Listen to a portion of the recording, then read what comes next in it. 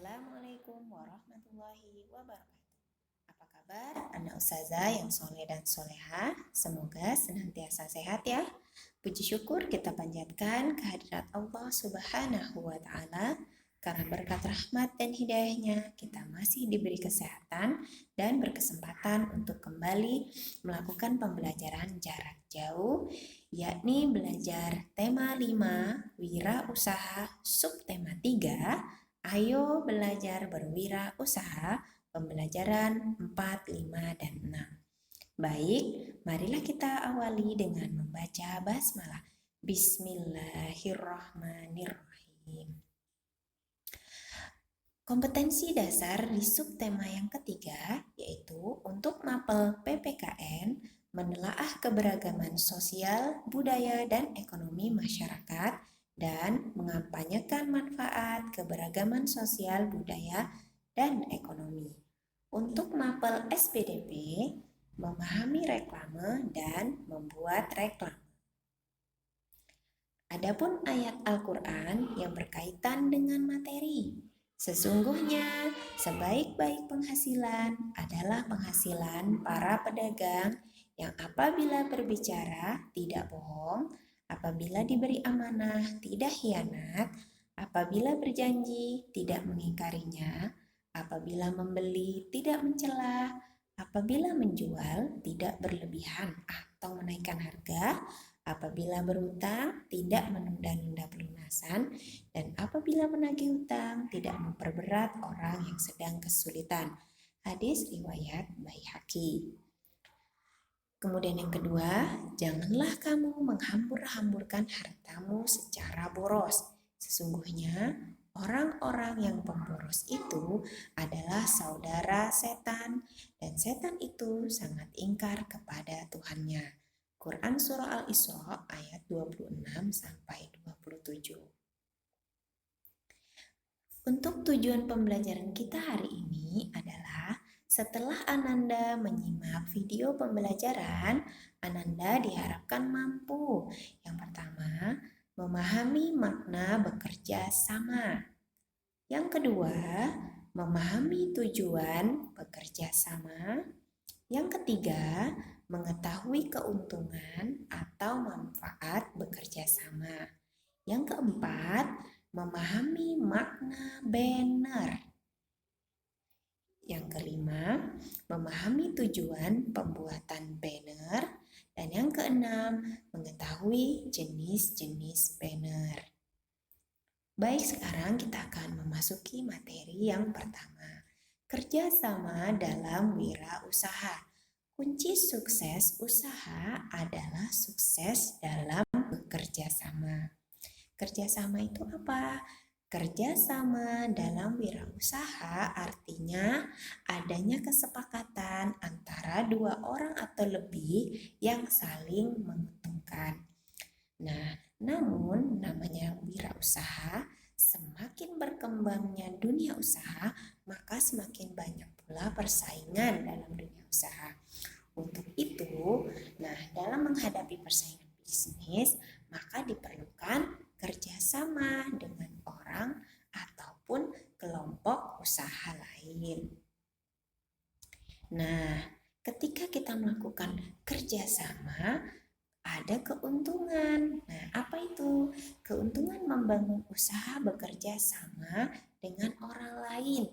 Yang pertama, modal cepat terpenuhi, yaitu keuntungan pertama yang akan didapatkan saat membangun usaha dengan orang lain adalah cepatnya modal terpenuhi. Yang kedua, pekerjaan menjadi lebih ringan karena dikerjakan bersama-sama, yakni rekan bisnis kita akan ikut menjalankan usaha. Tentu hal ini akan bisa menghemat tenaga kita, menghemat pikiran kita, bahkan menghemat waktu kita. Keuntungan yang ketiga, biaya operasional ditanggung bersama, yaitu biaya membayar tagihan listrik, tagihan air, untuk membayar gaji karyawan, bahkan membayar modal kulak, bahkan membayar biaya kebersihan lingkungan dan lain sebagainya. Banyak sekali ya keuntungan jika kita membangun usaha dengan bekerja sama dengan orang lain. Nah, ketika kita berwirausaha, ada hal-hal yang harus kita perhatikan, yaitu etika berwirausaha. Yang pertama, kita harus jujur. Kedua, amanah. Amanah itu berarti bisa dipercaya, Nak, ya. Yang ketiga, tidak mencela barang ketika membeli. Cukup kalian kalau tidak suka ya tidak usah dibeli, jangan dicela. Ketika misalnya mau menjual kembali suatu produk atau barang. Yang keempat, tidak berlebih-lebihan dalam menetapkan harga. Harganya tinggi sekali, jangan, Nak, ya. Yang kelima, tidak menyembunyikan cacat pada barang. Yang keenam, tidak menunda pembayaran utang. Dan yang ketujuh, tidak memberatkan orang yang dalam kesusahan. Nah, selain itu, ada juga keutamaan wirausaha menurut Islam. Yang pertama, keutamaan wirausaha adalah sebaik-baik penghasilan atau profesi. Kedua, mereka yang berbisnis dengan jujur akan dikumpulkan bersama Nabi. Yang ketiga, dapat mengatur waktu dan kehidupan dengan baik kalau kita mau berwirausaha. Dan yang keempat, bersosialisasi atau berinteraksi dengan banyak orang. Nah, ketika kita membuat sebuah usaha, maka sebaiknya kita membuat banner. Apa itu banner? Banner adalah penyederhanaan dari baliho. Banner merupakan sarana penyampai pesan kepada masyarakat melalui sebuah media digital printing yang dipasang di tempat strategis. Banner adalah jenis reklame dengan bentuk kotak atau portret. Apa itu, Nak? Yaitu kotak memanjang ke bawah seperti gambar di samping ini ya. Biasanya dicetak dengan digital printing.